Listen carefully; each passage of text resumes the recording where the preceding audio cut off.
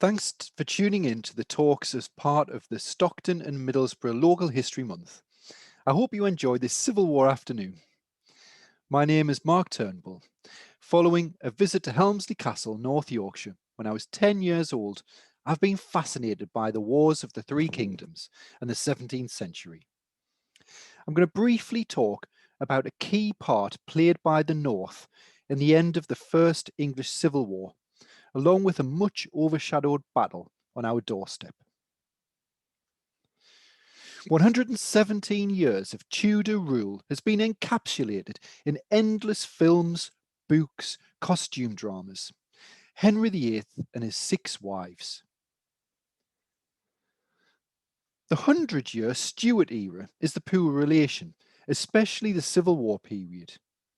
Yes, Charles I might have only had one loving wife, but I've always wondered why the difference. The Civil War era has it all. A war between king and parliament, high politics, the family drama that came out of these tragic conflicts, yet we can count on one hand the number of decent films about it. Usually, they're always centred around Puritans, witches, and horror. I joined the Sealed Knot as a teenager, taking part in reenactments of Civil War battles as a pikeman. But my interest in the Civil Wars also gave me a desire to write, fiction especially, so that I could enter the period and experience it as much as I could, and then bring it alive. I started writing in 1999 during my spare time, and eventually published my first book in 2019. Allegiance of Blood is a full novel set in 1642 to 43. I'm currently writing the second of a trilogy of novellas set in the war. Tony Fox, the chair of the Battlefields Trust Northeast, has reviewed the first book, The King's Spy, and likened the novella to Pulp Fiction of the early 20th century, or Charles Dickens' serial novels that were published in parts. If you ask anybody about the most decisive battle of the English Civil War, they're most likely to answer Naseby, which took place in Northamptonshire on the 14th of June, 1645. Considering this is where King Charles I's veteran infantry were obliterated and his cabinet of private letters captured, then you can understand why.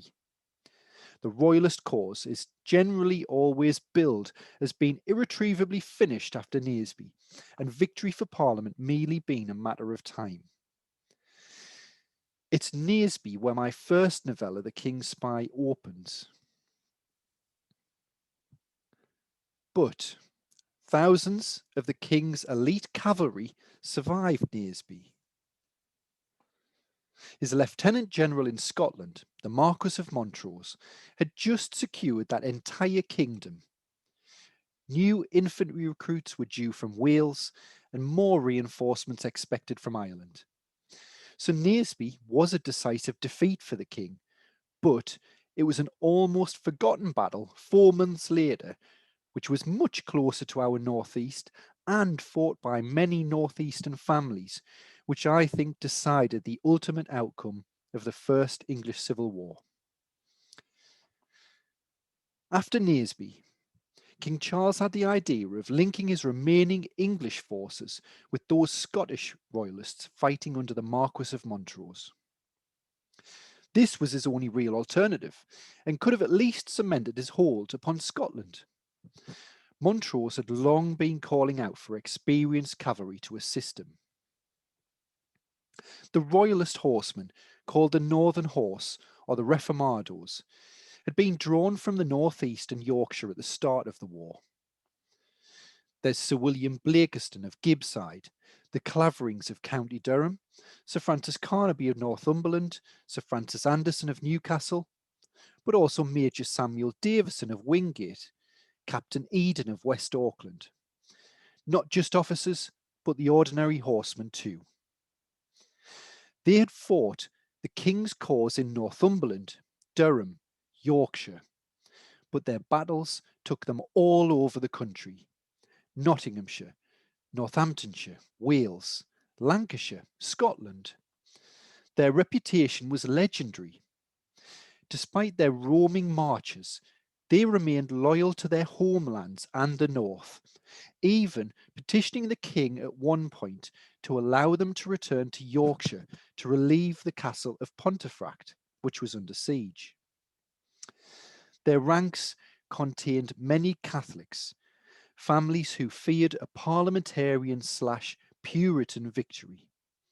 The king, yes, enforced laws against Catholics as well, but his cause offered them the best security of the two. These northern horsemen galloped north under the command of Lord George Digby. Digby, in my opinion, is an English Rasputin. He'd been King Charles I's Secretary of State since 1643. He was a silver-tongued, self-obsessed man with a devious streak, but a hypnotic charm. Like an impervious cockroach, he'd successfully crawl out from any destruction that he'd wrought in the royalist ranks. And it was Lord George Digby who was placed in command of the king's elite cavalry, the Northern Horse, his last hope. On the 13th of October 1645 at Welbeck, Digby's fateful appointment as Lieutenant General of the Royalist forces north of the River Trent was confirmed. It seems to have been the result of his private connivance because none of the king's officers, including the Council of War, had any inkling that it was going to happen until the monarch revealed the decision in a speech to his cavalrymen. Of course, Digby claimed never to have known that the appointment was coming and wrote, at half an hour's warning, having, I protest to God, not dreamt of the matter before, I marched off from the rendezvous. It was agreed that the Northern Horse would march into the north to join the king's Scottish general, the Marquis of Montrose. Once united, Digby and Montrose could restore royalist fortunes in England.